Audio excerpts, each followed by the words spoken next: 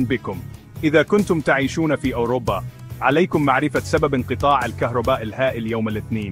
في 28 من أبريل عام 2025 انقطع التيار الكهربائي بشكل كبير في إسبانيا والبرتغال وأندورا وأجزاء من فرنسا. ما السبب؟ انخفاض مفاجئ في إنتاج الكهرباء بمقدار 12 جيجا واط، أي ما يعادل 60% من احتياجات إسبانيا، بسبب أعطال في محطات الطاقة الشمسية. مع اعتماد يزيد عن 50% على الطاقة الشمسية وقصور في استقرار الشبكة، لم يستطع النظام تحمل هذا الانخفاض.